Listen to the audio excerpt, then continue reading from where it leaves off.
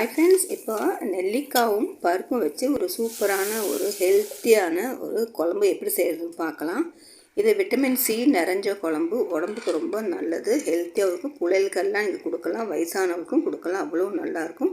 So welcome to my channel Munira's kitchen. So உங்களுக்கு எத்தனை நெல்லிக்காய் வேணுமோ, நான் 3 நெல்லிக்காய் தான் போடுறேன், 1 கிளாஸ் பருப்பு தான் போடுறேன். அதுக்கு இந்த பருப்பு சரியாக இருக்கும். அப்போ அந்த 3 நெல்லிக்காய்னா ஆவியில் வேக வச்சுட்டு அதை ஆறின பிறகு உள்ளுக்குள்ள இருக்கிற கொட்டையை நீக்கிடலாம். கொட்டை அவசியம் இல்லை, நமக்கு சதம் மாத்திரம் தான் வேணும். அப்போ கொட்டையெல்லாம் நம்ம நீக்கலாம். அப்போ கட்டி வச்சு சின்ன சின்ன ஸ்மால் பீஸ், சின்ன சின்ன பீசஸாக அது கட் பண்ணிக்கோங்க. இந்த மாதிரி கட் பண்ணி வச்சுக்கோங்க. அதுக்கப்புறம் நம்ம குக்கர் எடுக்கலாம், நமக்கு சாதம் செய்ய தொடங்கிக்கலாம். நல்லெண்ணெய் ஒரு குழிக்கரண்டி நிறைய ஊற்றிக்குங்க. இதுக்கு நல்லெண்ணெய் தான் யூஸ் பண்ணணும், தேங்காய் எண்ணெய் வேண்டாம். நல்ல எண்ணெய் சூடான பிறகு 1 ஸ்பூன் கடுகு ஆட் பண்ணிக்கோங்க. அது பொரியட்டும்.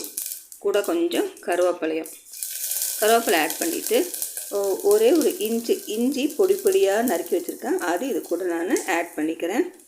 ஆட் பண்ணிவிட்டு கொஞ்சம் காயத்தை ஆட் பண்ணிக்கோங்க, பெருங்காயத்தை ஆட் பண்ணிக்கோங்க. இல்லை ஒரே ஒரு பச்சை மிளகு காரத்துக்கு அதை ஸ்லிட் பண்ணி ஆட் பண்ணிக்கோ.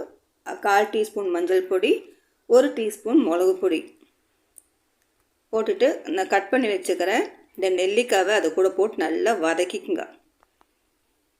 வதக்கின பிறகு நான் 1 கப்பு பருப்பு கழுவி வச்சுருக்கிறேன், அது இது கூட நான் ஆட் பண்ணிக்கிறேன். ஆட் பண்ணிவிட்டு தேவைக்கு தகுந்த மாதிரி தண்ணி ஆட் பண்ணிக்க, அதாவது 1 கப்பு நிறைய தண்ணி ஆட் பண்ணிக்கோங்க. அது நல்லா கொதிக்கட்டும். தேவைக்கு தகுந்த மாதிரி உப்பு ஆட் பண்ணிக்கோங்க. உப்பு ஆட் பண்ணிவிட்டு நம்ம குக்கரை மூடி வச்சு ஒரு 4 விசில் வர வரைக்கும் வெயிட் பண்ணுங்கள். நமக்கு திறந்து பார்க்கலாம், நல்லா அது வெந்திருக்குது. இப்போ நம்ம அதை நல்லா கடையணும். இந்த மாதிரி பருப்பு கடையிற மத்து வச்சோ இல்லாட்டி இந்த மாதிரி கரண்டி வச்சோ நல்லா அதை மசிய விடுங்க.